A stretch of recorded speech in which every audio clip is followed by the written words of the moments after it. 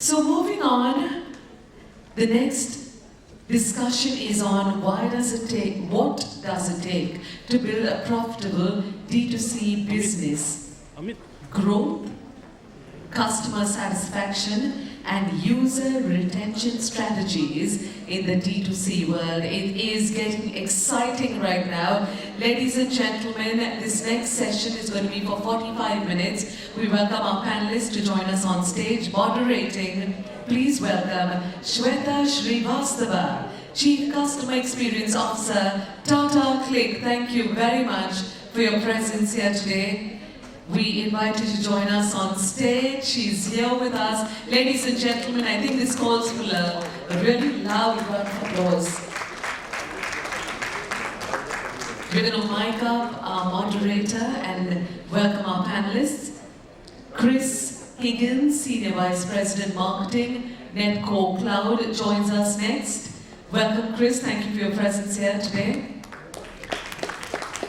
Joining us is Deepika, Christina, Customer Success India, cm.com. Good afternoon, welcome. Ladies and gentlemen, the applause is going to kind of allow us to move from one panel to the next as well. So listen in closely as we welcome Piyush Agarwal, Head Supply Chain, Pepperfry, to join us on stage next. Aditya, Khanna, co-founder, assemblytravel.com, is our next panelist who's walking on stage right now. Please welcome Aditya. Dhruv, Toshniwal, CEO, the Pant project, is up next. Ladies and gentlemen, as he walks on, make sure the applause is loud. Kishore, Indukuri, founder and CEO, Sid's Farm Private Limited, is our next panelist. Joining us, Satish Singh, founder and CEO, Joker and Witch, up next. Ladies and gentlemen, everybody in the house, it's free for all. Everybody's got to put your hands together. And finally, Chirag, Mavani, Chief Financial Officer, the Sold Store, is right here. Please put your hands together as we welcome him. Our moderator, our panelists get mic'd up right now, and as they get into their seats, we're going to hand over to our moderator, Shweta Srivastava, to take the session forward. We've got 45 minutes, and we request you to kind of help us with that because we've got a paucity of time. Thank you. Sure, thank you so much. So good afternoon, everyone. I hope it has been a great day so far. I was hearing some of the insightful sessions, and it's been great, I think. So we are here with another theme, and the theme is kind of very fascinating for me because it kind of covers not only profitability but growth, customer satisfaction and retention as well. So we would be today with all our panelists, and you've heard the introductions. There are founders, there are people from tech and customer satisfaction stream. So it's a mix and it's a diverse group, and I'm really looking forward to have a fascinating and a good discussion with everyone. So we will start with the panel discussion now, and I will probably start with Kishore, with you. And so let me tell you, when we were doing a briefing and you were meeting amongst us, he started by saying, I started Sid's Farm. He's a founder of Sid's Farm. And he said, I started this as a promise to my son. So that, I think that's an emotional story. Why don't you start with that and tell us how your journey has been and your take on profitability on D2C business. Hope you can hear me. I'm loud enough, hopefully. So as Shweta has introduced, so I started this as a journey. Lived in the US for a little bit, moved back. I was looking for a purpose for myself, and thought that milk adulteration was a big problem, and wanted to be part of that. And that's how our journey started. Right? Started with 10 liters of milk, I would say, and slowly started, seeing that there was good demand for milk, good milk, and that's how our journey started. And so some of the challenges that we faced, we figured that we had to sell milk on our own, in order to be able to survive. Right? So that is how, before D2C sort of became a buzzword, we had to do it because it was needed to survive. And milk is, even for premium milk is 80 to 90 rupees a liter, and you have probably 7 to 8 rupees in that to deliver milk to a customer's home. And you have to do that every day, 365 days in a year, even if it is Ganesh Puja, whatever, it doesn't matter, whatever festival, milk still has to be delivered. So we figured this out, right? As I said, we deliver a packet to every customer by 6:37 in the morning, within 6 to 7 cities. So unit economics is very, very important, and we watch this very closely. That is how we survive. Super, super. And I'm so impressed that I'm going to download your app and try your subscription for sure. So you have one customer today that you have acquired. Moving to Chirag now. Chirag, you wear a finance hat, right? And you're CFO, and I'm sure you think of profitability, but other factors like growth, customer satisfaction are also important, right? What is your take on profitability and the balance between all these aspects? Sure. Yeah. Hi. First of all, thank you, Shweta. Thank you, the organizers, for inviting me here to speak and having me here. So I'm heading the finance function at a soul store. I'm believe all of you guys are aware of what soul store is. It's one of India's largest online D2C brand, which into the casual wear segment currently, and it has online and offline presence. So before I actually go into the balancing of growth and profitability, I would like to talk about cash burn. So essentially, cash burn are of two types. First is one which is kind of deployed. Cash is deployed essentially to confront competition, and basically, if you talk in terms of the technical language, it's business war. So, and second type of cash burn is more of to do with just to ensure that the sustainability of the business model is continued. Basically, the going concern status is kind of retained. While I'm talking, it sounds very easy to kind of relate with both the terms, but believe me, in reality, there's only very thin line of difference between the two. So imagine your business model is there is likely to be a competitor, and the competition, if you don't confront, you're going to end up with some questions on your survival. So it's very important to kind of decipher what exactly is the cash burn is actually towards, whether it is towards competition or it's towards the survival. Now, to kind of ease down this complication or confusion, whether it is for this or that, it is essential to understand profitability. More importantly, path to profitability, the P2P that we say. So, this path to profitability is something that I think is of significant relevance because if it's not there, then I think there are some serious questions that we need to kind of introspect the business model and kind of get the answer for. Once the path to profitability is kind of established, I think then the balancing between the profitability and growth is more of to do. You can always kind of balance it out. I would, in my opinion, as a finance, and I'm in the finance side, I always kind of believe that one should aim for a prudent growth instead of a very high growth.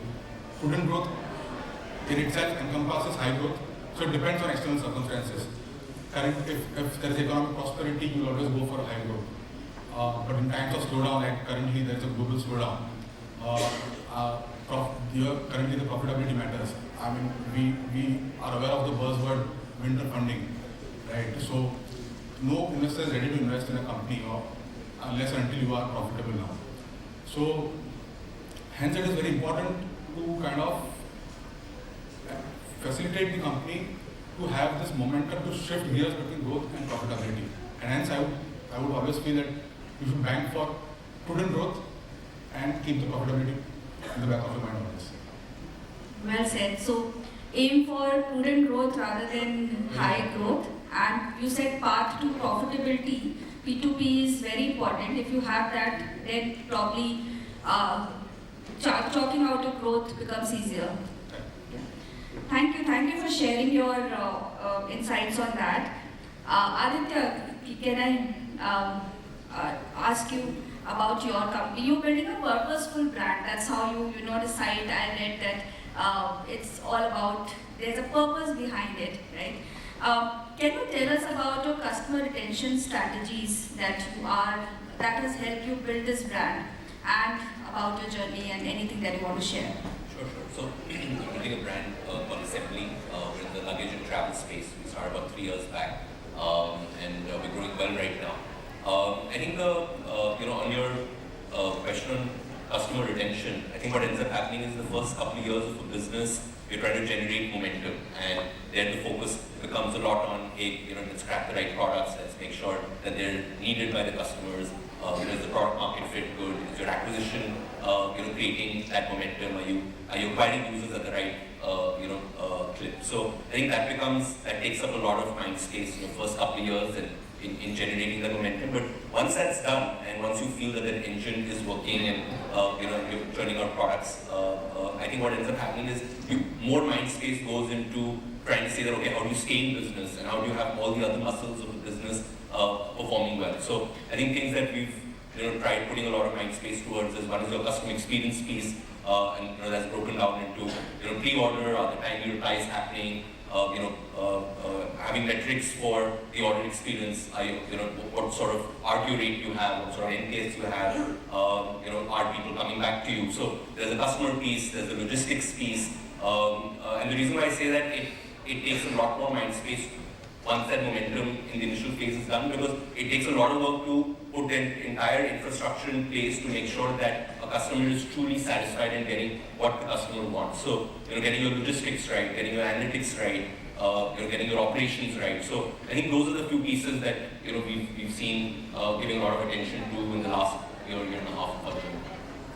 So retain a customer is not easy. It's a job of entire company. Everyone has to come together and do their job. Well said. Thank you so much. Satish, if I may ask you, you built brands like Joga and Rich, and you were also telling about Teach, right? And this is a brand you're building for millennials and Gen Z. So tell us, what are the top 3 factors that has worked for you in building the brand? So I think there are quite a lot of factors, but if I were to just talk about the top 3, there are certain proprietary frameworks we apply to our and way of working, I would rather say. First framework is 3C, which I call content, community, and commerce. And for any fashion brand largely, I think the idea has been that how do you continue, or how do you create stunning content so that you can create a sticky community around that content. And if you're able to create that community, and I would use the word sticky rather than loyal, because I don't think so customers are loyal in today's time. If they come by your Insta page or website and do not shop, you should rather be lucky. So if there's stickiness, and then how prudently do you try commerce from a sticky community. So I think that's something which we have done, and the resultant, or the residual effect of it is that your brand gets created in the process. The second framework is 3I, which is Instagram, influencer, and innovation. Again, I think if you see what's happening in the West, and we take a lot of inspiration from the West, fashion brands are getting built largely, or rather getting propagated on Instagram, and then they're getting catalytic reaction happens through the right influencers and collaborators and ambassadors and so on and so forth.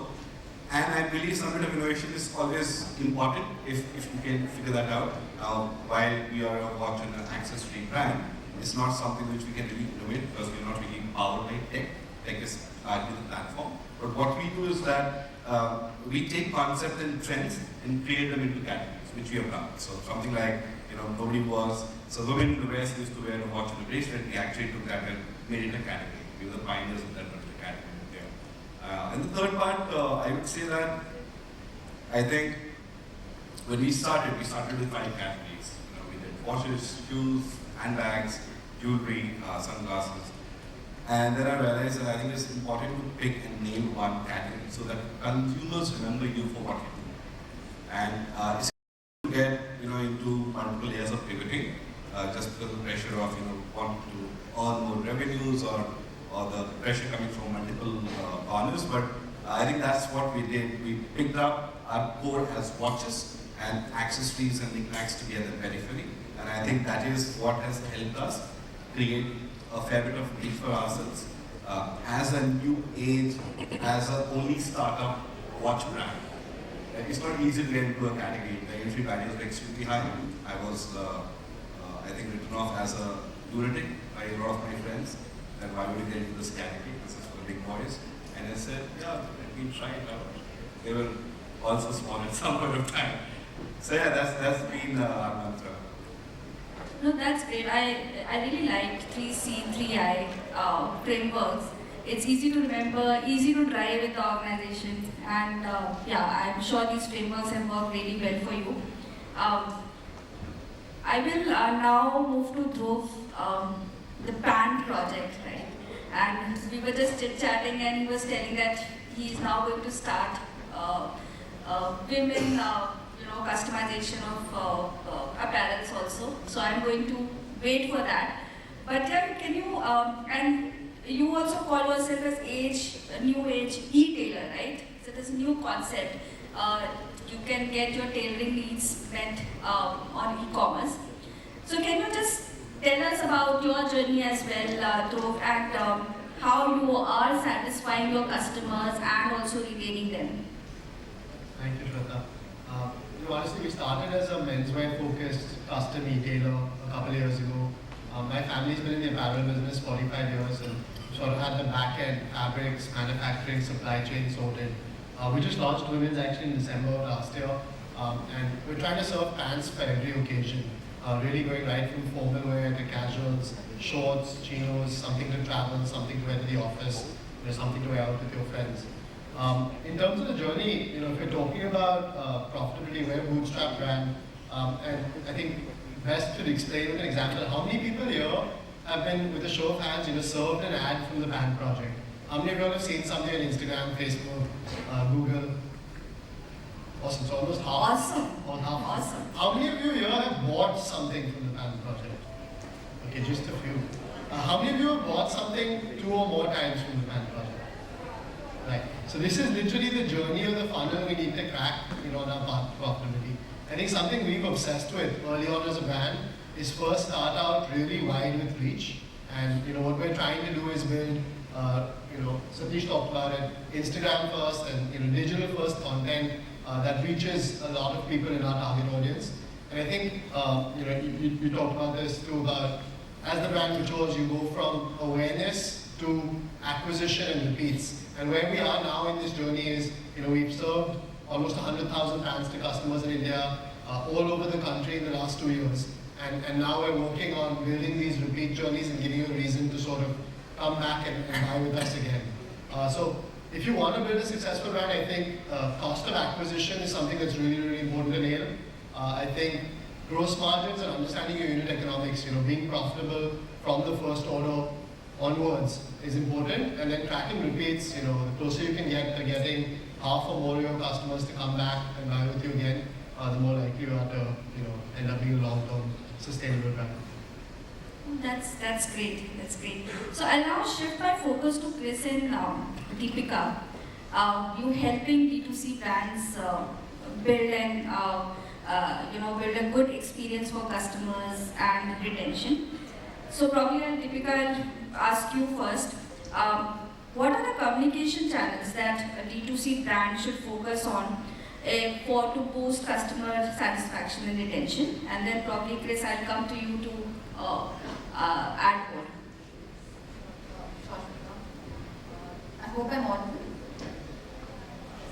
So, very rightly put, we at CM.com use these marketing automation stack and customer support stack for D2C brands. So, they're the best to answer as well. So, we all know as consumers and founders of D2C brands that effective communication is crucial for the success of any brand, whether it's D2C, B2B or B2C. Right? But when we speak about D2C in particular, I would like to start off with the social media and conversational channels, because that's where we see most of the brands be prevalent in these days, right? Because the biggest challenge for any D2C brand to solve is create that brand identity, create that brand recall, right? You want consumers to remember your brand. You want to be associated with the cause so that you can get a bigger share of the wallet at the end of the day and increase your average order value, increase the lifetime value of your customers and so on. So social media channels like Instagram, Facebook Messenger, all the Meta-owned platforms work well for awareness about the brand itself. Instagram is great for the millennials and Gen Z community, which is where most of our target audience is also present, right? If you're a D2C brand, that's the market that you want to crack first. So starting off on Instagram, then we see brands also pivoting into WhatsApp as a primary channel. I'm sure most of you have heard of this term called conversational commerce.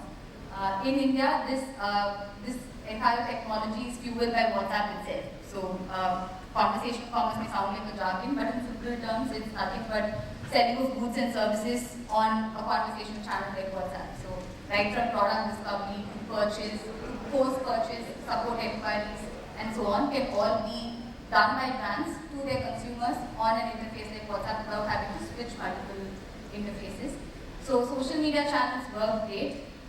Moving on, live chat as a channel is also great because consumers want convenience at the end of the day. So if they can talk to a live agent and get their queries answered, nothing like it.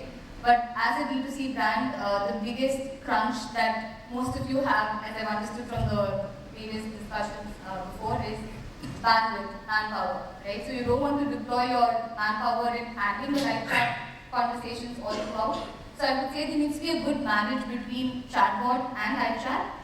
So chatbots need to be present where they can reflect some of the frequently asked questions, questions around product deliveries and so on. And when it gets tricky, the conversation needs to be passed on to a live chat interface, and this needs to happen contextually. By that I mean if a customer has already given you information on the chatbot about what product they're inquiring about or what their question is all about, you don't want the live chat agent to come and repeat that question all over again, because that becomes very counterproductive to what you want to achieve as a brand. Right? So live chat is a good channel too. Then quickly moving on to in-app. I don't see a lot of D2C brands, at least we at CLiQ.com, we see most of the brands using conversational channels because it's better to get started on these channels instead of building an own app where you have to spend dollars to drive people to your app or on your website itself. So if you're a brand that's still using your own mobile app, in-app notifications, personalizations, push notifications, nudges at the right point in time work really well too. SMS is still there, so for time-sensitive information like OTP, product updates, you can still use SMS as a channel because in India, SMS is comparatively cheaper compared to WhatsApp rates itself. Last but definitely not the least is email. Email is a brilliant channel even up until now for personalized product recommendations. If you have a new product that you would like to launch, or if you would like to do referral marketing, email works brilliantly as a channel as well. So depending on what the primary objective of the brand is and where exactly they are in the maturity model, the kind of communication channels that you would choose would vary. I would just like to wrap up by saying these channels that I just spoke about can be used by brands two ways, right? So one is to communicate with the customers itself, and the other is to receive communication from the customer. So it works both ways. And if you're looking to do the latter, right, receive communication from the customers, there are certain basic rules or ground rules that as D2C brands, all of us need to be aware of. Which is, if you can't engage meaningfully with your customers on these communication channels, it's better off not to start there, right? Like, don't go all out at once. Don't go start with Instagram, WhatsApp, Facebook Messenger. Even if you have a bot, that's not advisable because it's always okay to start small, iterate, and look at the results and look into what you can make better. And if you're opening up these channels for your customers to reach out to you, it's very important to set the right expectations in terms of your turnaround times, right? If you're using WhatsApp as a channel, you can't give them a response that they would expect of an email communication. So understanding these are basic hygiene, and I don't think we should go with any D2C brand. And depending on their need, they can choose the right channel to communicate with the customers and receive communication from their customers as well.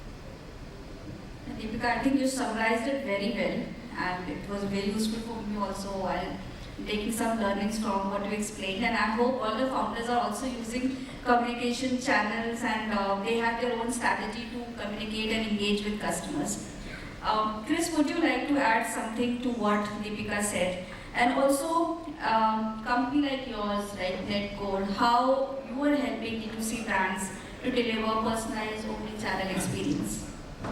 Yeah, sure. And the personalized omni-channel is actually a really interesting topic. Like, what all D2C brands, whether you're bootstrapped, whether you're funded, two of the metrics you're most worried about is your CAC and your LTV customers. And CAC is getting worse and worse and worse at the moment. The costs are going up. And for a lot of brands, what's increasing that cost is what we call ad waste, which is kind of either you're paying acquisition costs and you're getting the wrong type of customer, or you're paying acquisition costs to reacquire the same customer that you already have. So you keep spending and you keep getting the same person coming back again and again because you haven't been able to build that retention model. Either that relationship or the connection with them that's already got them kind of glued to your brand. And this is where the omni-channel personalization aspect comes in. Often when we think of personalization, we're thinking, okay, on the website there's something that says product for you or something like that. But the way we look at it as a brand, we've got kind of two things. You've got your properties, which is maybe your website, your app, your own assets, and you've got your hotlines, which is your direct connections with your customers. Netcore doesn't really look at acquisition so much, we're going to do kind of ad campaigns. What we look at is how do you build those hotlines to your customer that enables you to stay in touch with them so that you don't go back and spend money again on acquisition of the same person. So the omni-channel personalization for us, personalization really what we're talking about is relevancy. Are you providing a very relevant experience that firstly matches who are they as a person, what are they looking for, what are they interested in, but also what's their intent when they come to your properties and engage. So you can build the hotlines by, for instance, let's say on your website you've got some sort of model which is doing product recommendations. It's great when they're there on the website. Okay? Are you able to deliver that over email? Okay? That starts now with creating a personalized experience in their inbox. If you're delivering it through, say, an interactive A&P email, you're actually taking your website and putting it into their inbox. They can just add to cart directly from their browser. They don't even need to initially come to your website to have that relationship with you.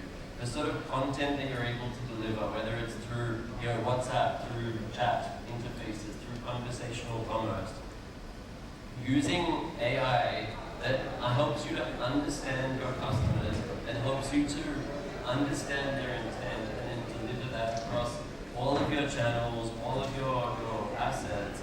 That's what we look at as omni-channel personalization. It's building that very strongly relevant experience that makes the customer feel this brand gets me. Like they understand what I'm. Well said. I think very well explained. Personalization is something that a lot of brands are now, even we're talking about hyper-personalization now. Right? Since we are on this topic, and Piyush, I'll come to you because we want to talk about supply chain also. But since we are on personalization, Aditya would, so till the time you have small business, small set of customers, personalization you can do. But how do you drive or deliver personalization at scale? What is your take, if you can quickly summarize? See, the thing with personalization is you don't want to over-index on it very quickly also, because I mean, there are two types of personalization. One is that, what type of product personalization can you do, and then what type of marketing personalization you can do. So, on the product personalization, for instance, we monogram our luggage, and we see a lot of people wanting to check out with, having tags often, with the name or initials when they're checking out. So, that's a minor personalization that one can do on the product side. But as you scale, product personalization gets difficult and tricky because on the supply chain side, you want to be able to scale with a certain amount of consistency. Even on the marketing side, I would say that when you're smaller, you want to get the basics right. You want to make sure your flows, your campaigns, your structuring on your paid platforms or your retention platforms are more basic in nature. I think a lot of the personalization actually kicks in the bigger you get. And there, I think because once your foundation from a digital marketing side is in place, you want to do a lot of the slicing, dicing, which means that are your ads Are you pumping a whole bunch of creatives onto the platform so that you're targeting very specific people and personas with certain types of creatives? And similarly on your retention side, are you segmenting audiences in a very deep way? And that requires a lot of work. So I think it's a little bit of an overkill when you're small, but as you grow, I think that kind of work, which may seem tedious, does produce results because you've sliced and diced it. Similarly on the product recommendation side, if you have a very wide product assortment and it's difficult for people to understand what's best for them, having some sort of product recommendations in your web store is something that will give you higher conversion. So I think it's something on personalization. I would say that it needs to be paced. Not do too much too quickly. Get the basics right, and then slowly keep increasing the threshold of personalization that one is doing as one scales. Absolutely, absolutely. And like Chris also said that it has to be relevant experience for the customer. So customer feels that this brand gets me. I think you summarized it very well as well. So thank you for sharing, Aditya and Chris, on sharing your insights on personalization. Piyush, coming to you now. Piyush heads supply chain at Pepperfry, and we all know Pepperfry. I'm sure you all must be owning once furniture piece at your home today. It's such a big brand. Piyush, talk us through the supply chain challenges. Talk us through, what is the future of supply chain that you see? What are the changes happening currently? Give us your views on that. If we look at the journey of Pepperfry, I think when the founder started the company 11 years back, so there was no such company who was delivering furniture online. So there were 2-3 main problems. One was that the furniture market or the merchants were very unorganized. They were all small merchants who were not selling as a professional players. That was one problem. The other problem was supply chain.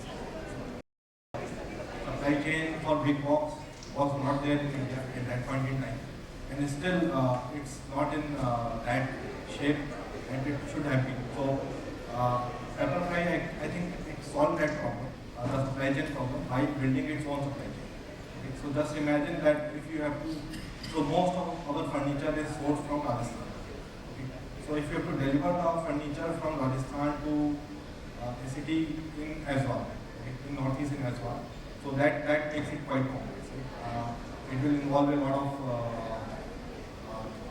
cost, definitely, and it will also require to have a good understanding of the supply chain. It's not something that you give it to a courier partner and he will deliver the product. Okay, because that's one of the major problems for furniture supply chain, the damages. It's a fragile product. So the damage rate is a major problem, and also the cost is the second major problem. So I think in the last 11 years or so, we have been doing it, and we call ourselves a master in the big box logistics. Because no one in India is doing it so well. We believe we are doing it pretty well. If anyone has to take a guess, can you guess the damage rate in transit damage rate for Pepperfry, which is like furniture damage rate? Any guesses? Any percentage guess for the damage rate? 3 to 4%. So it is less than 1%. Right. It was just a guess. Yeah. So in fact our returns are around 5%. Overall returns, like including everything. Okay, you make a mistake, merchant makes a mistake, you are delayed in terms of timeline. So that's a pretty big problem which we are trying to solve, and we are still like evolving in that process, but we are at a good stage in that part. The second is the cost part. Definitely, it's another big problem because when no one is doing this kind of supply chain, so that means that you have to do it on your own. And doing it on your own means that you have to develop everything, you have to build at scale, and that means you have to incur a lot of cost. So suppose we have around 1,500 people working in supply chain who are delivering the goods, doing the assembly of the furniture, all those things to improve the customer experience. So talking about the customer experience, which is driven by all the functions, but one major contributor for customer experience. We are currently trending at an NPS of 80, which I guess is pretty good in terms of industry strength. Did you say 80? Yeah. Wow. So it used to be 70 in 1 year back, now it is 80. So although there are other parameters in terms of repeat customers and all to measure the customer satisfaction, but in terms of NPS it is currently trending at 80. Okay. So when it comes to cost, now there comes a tough part. How do you reduce the cost? Okay, you have given everything what the customer wants. You have opened up the delivery in 400 cities or something like 10,000 pin codes of furniture. Okay, so you have done a lot of things which no company is doing. Now, how do you solve for cost? So that's the tricky part where you have to look at each of the cost elements. How do you solve for that? Okay, so in a world where people are running for delivery timelines, like people are delivering in 1 day, 2 days, or 10 minutes, 20 minutes. Pepperfry as a company, we are also trying to reduce our timelines. But we used to deliver like in 14 days on average. Now we are delivering in 10 days. But we are not trying to deliver in 1 day. Okay, because that will take a lot of money. And also it is not possible because to provide the range to the customers, 50% of our catalog is made to order. So once you order, then only it will be manufactured and delivered. So it will take time. So we understand that, and also the customers also understand that. I think customer also doesn't want furniture in 2-3 days. They search for good furniture for months, I guess. Okay. In fact, in contrast, there are many customers. I can't tell the numbers already, but there are many customers who want a delivery in 2-3 months because their house is not ready. And that's like one of the problems which we have. We have the inventory lying in our warehouse, but we can't deliver. We want to deliver it because if you don't deliver it, you can't recognize the revenue. Right? So revenue doesn't kick in, even if the money has kicked in, but the revenue doesn't kick in terms of financial terms. Okay. So we are aware of the challenges in terms of cost, and that's about the profitable D2C, which is the theme of this panel discussion. That we are aware that where to spend money and where to save money. Okay. What does the customer want? Do customer really want delivery in 1 day? Do customer really wants customized products? Or customer wants products which are of good quality, maybe in 15 days? So that is something about Pepperfry supply chain, what we are trying to do and what we have been able to do. Now coming towards the future of logistics in India, I think it's very interesting space, at least for e-commerce. E-commerce logistics is something which is the differentiator, at least for many businesses. Not for every business, but for many business, logistics is the differentiator, and that makes the future very exciting in many ways. Again, things like how do you use technology in logistics? Okay, how do you differentiate in terms of your logistics? Like one brand is doing all 5 brands are doing the same thing, but how does logistics help you to add a new customer? So that is something where the place is evolving. I think there are a lot of new technologies I can talk about. Like I can talk about machine learning, IoT, which are all getting used in supply chain now. But what all technologies will be relevant? Only it is the time and the time will tell. But it's a very exciting space. So you guys are definitely master of big box supply chain. So congratulations on building such a good brand. Since we are on this topic of supply chain, Kishore, quickly, we understand that milk business is totally opposite of what he was talking about. It's not about transporting big boxes. It's about milk packets and other things. Just quickly, your take on the supply chain challenges and how you are tackling those. As I mentioned a little while ago, right, we are into producing great milk. We do an average of 6,500 tests every day to make sure our milk is perfect. Right? So we look for anything that could be present in milk, screen for that. Right? But good milk is nothing if it is not delivered on time to a customer's house. Right? And our typical customer base is parents with kids, right? And they want all of their milk by 6:30, right? And this has to be delivered every day. So, so we definitely track, we operate in Hyderabad city, we work with about 400 delivery partners every day in the morning, making sure all of this is tracked, protect, making sure they're coming on time, right, 4 in the morning, logging into their app, and making sure every delivery is progressing on time. All of this is tracked. Right? We do close to 4 lakh deliveries every month. Out of that, our success rate is about 99.2%. Right?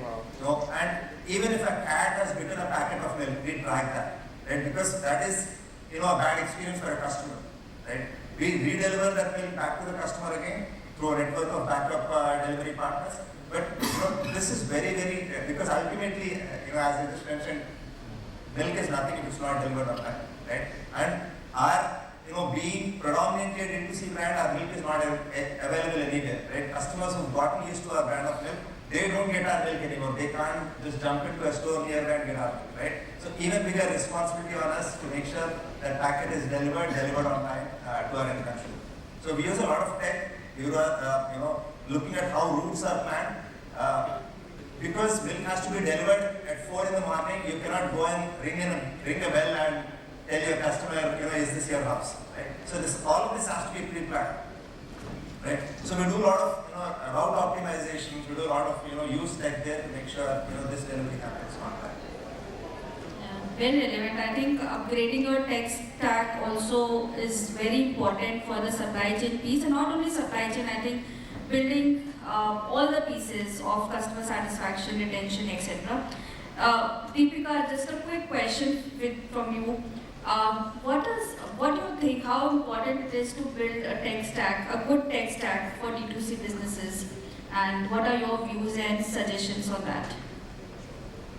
So I think it's most crucial for any brand to focus on the tech stack itself, because I believe the success of a brand largely depends on how good the tech stack is, right? So pretty much everything, right from displaying the products to processing the orders to the post-purchase experience is all mostly covered by the tech stack that a brand uses. So while there are many things to keep in mind while looking at the right tech stack, I would just like to highlight the most important aspects that D2C brands should be cognizant of.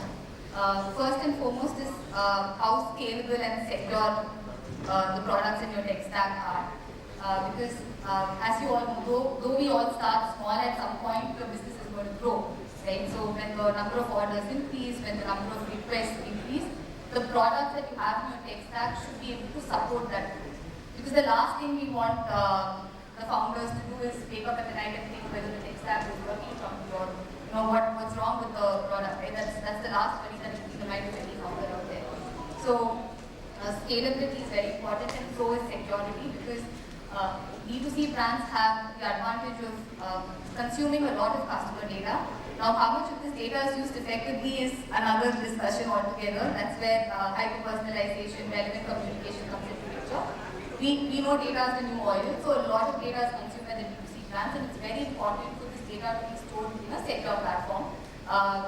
Trust of customers once lost is very, very hard to regain, so security should never be overlooked. Data management of the tech platforms itself is very important, because when you're collecting the data, you should be able to also derive meaningful insights from the data that you have about your consumers. So products in your tech stack should give you the option to export data or ingest data into the tech stack and so on. User friendliness of the products in your tech stack is a good point to keep in mind as well.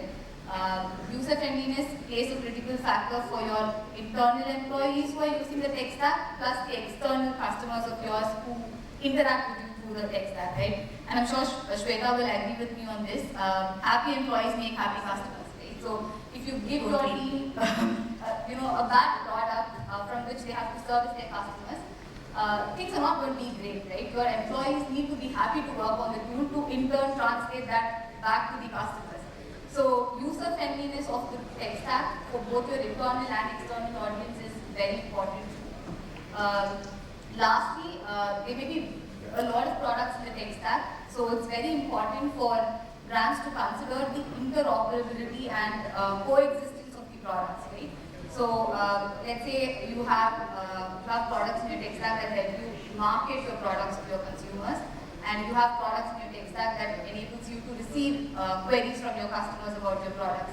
Now, if these two systems don't speak to each other, or if the data from these two systems are in silos, you are ideally not providing your consumers with the experience that they want, right? For this, I can give a very clear example of one of our customers itself. If any of you are from Bangalore, you all will know the problem with hard water in Bangalore, and water filters are such a common thing in every household. So we have a customer of ours in the water filter category. So they initially came to us for the marketing automation piece.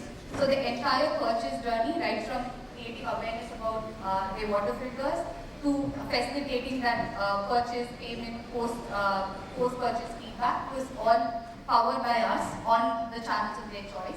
Now, since they're a new brand and they were just starting up, they did not want to invest money on their customer support stack, right? So they were using a product that was available in the market free of cost. And since this was a free product, the data from the support system was not available through APIs to be integrated into the marketing stack. So the marketing side of things were going on well until about 2 quarters down the line. We noticed that there were negative reviews for the brand itself. And it took us a lot of digging and a lot of deep analysis to figure out what's going on, because from a marketing campaign standpoint, the results were all great. Availability was good, click-through rates were awesome. So we then figured out the brand unknowingly was targeting customers who were actually unhappy with the products and reporting support issues, right? So let's say a customer was reporting an issue about the filter and had concerns, serious concerns around the longevity of the filter itself. These filters usually last for about 6 months, after which you have to replace the water filters, right? So when someone had reported an issue and asked for a refund, without keeping a track that this is an unhappy customer, ideally what should have happened is this customer should have been put into a cohort or a segment of unhappy customers don't target for marketing, but that did not happen, right? So our brand was actually targeting them again for sending a campaign to say, we noticed you're happy with the product, would you like to leave a 5-star rating on our website, right? So think about what mess was being created. And that's when we told them that either this data has to feed back into your marketing automation platform, or you need to have products that speak to each other naturally. So integration and coexistence of your support data and the marketing data is very important too. So working with products that can facilitate this directly is an equally important parameter to consider, especially if you're a brand that's starting out there and want to understand more about your customers and drive meaningful conversations from there on. Perfect. I guess you perfectly explained what happens when you do irrelevant communication. Right? It can go either ways, and customer may still be unhappy. Customer can become, probably a detractor. True. Yeah. So how much time do we have? Someone can tell us. 7 minutes. Okay, great.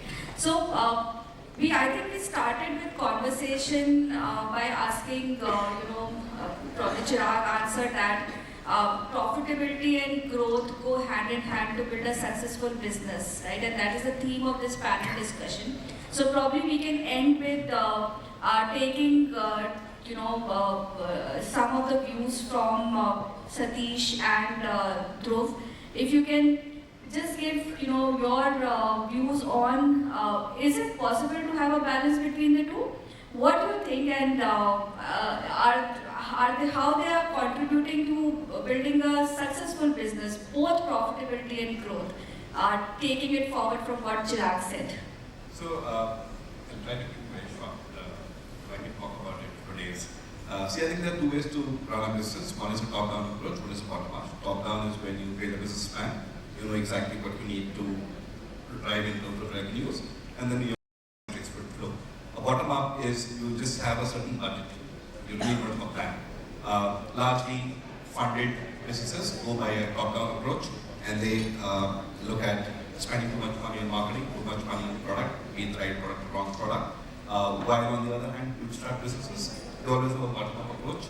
They will always have crunch of capital, which means you have to get the right amount of inventory, you have to get the right product market fit, rather the product proposition, And you really need to know your consumers, the media, and the nuances of buying media and driving digital marketing, because supply and demand, these are the two key things which can either bring down the business or it can take up the business. The rest of the piece, which is operations, logistics, I think the industry in the last 12 years has done a brilliant job. You do not have to, you just have to hire people or possibly have partners, who already are in the ecosystem. So that's how the two models are. Now, how do you combine it? I think, again, this would sound overused. I have a 3P approach, which is I was waiting for it. which is profit, which is profit, people, and product. And this is, again, I could only do it in hindsight for the last 8 years of running a bootstrap business till very recently. I believe as a bootstrap business, you have to focus on being profitable from day one. You have to continue to drive your profitability first. You have to then look at your products. I'm not saying that one should cut corners with the product and the quality of the competition, but product should still be secondary. Profit should be important because that's when you understand the mathematics and science of largely running a D2C, which is an online business. It's very important. And I think founders need to have a very strong understanding of P&L and cash flows. At some point of time, when you're scaling up, is where you have to start putting product as number one priority. Then comes profit. People are asked, because when I say people are asked, largely it's a lean team. Founders need to do everything, right? It's a team of single-digit large team, or maybe less than 20. At some point of time is when you are ready to raise funds, is where product needs betterment, needs more capital. At some point of time, we need people, so it would be people, product, and profit. So hire the best talent to produce awesome product to continue to be profitable. So I think that is how one can sort of look at it. That's how I look at my business. I intend to grow it in the same. That's a great advice. That's a great advice. I hope it is useful for people here. Dhruv, what is your? I think if I had to talk about profitability and growth, the only way to do both is to be extremely focused. And something we've done is, there's always going to be trade-offs as a founder, right? So we started our pants at a 2,990 price point on our own website. Like I told you, these pants are expensive, 3,000 rupees.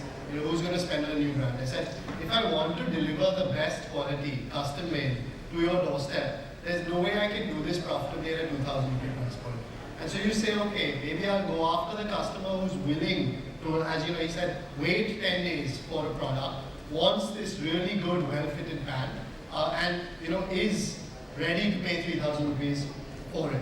And only 2 years later, we launched now on Amazon and Myntra just recently at a 2,000 rupee price point. Now that we have scale, with the volumes and the inventory to service standard sizes.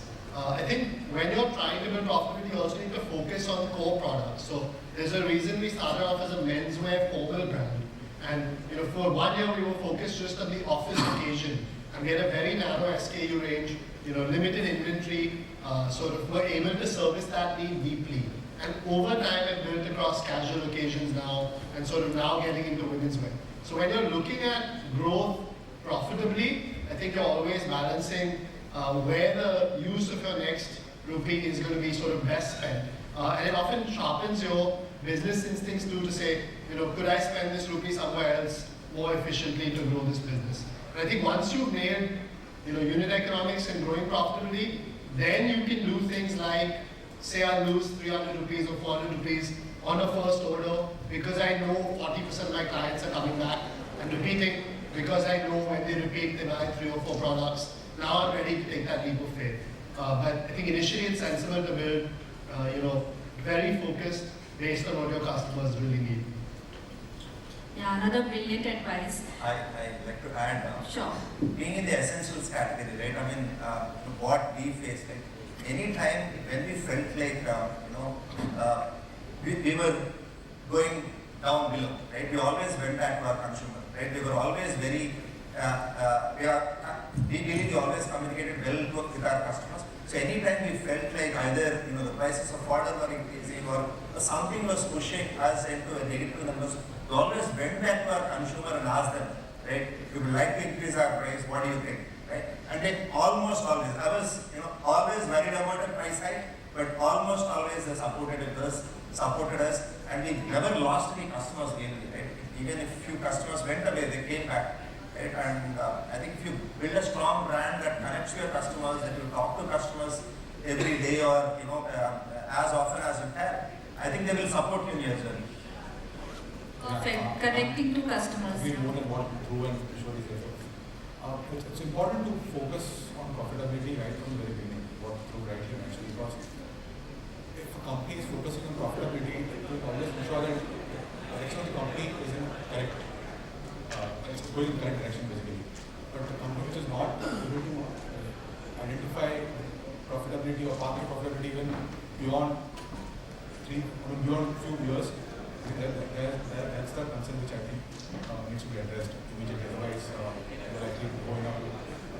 Even if you are able to witness very massive growth there, but the long-term viability of the business is going to be pushing on. So very well. As in, I think it's a muscle that you can't build late. You're either starting out with it and then adding other end, but you can't get into that mindset 3 years into building a business. And you need to know your levers now. Right? You need to know all the levers that you need to know your gross margin. You need to know all of your numbers now. So the passionate founders are talking about balancing profitability and growth. Awesome. So can we open it for the questions, or we don't have time? So okay. Okay. Any questions? Anyone? We can take probably one question and.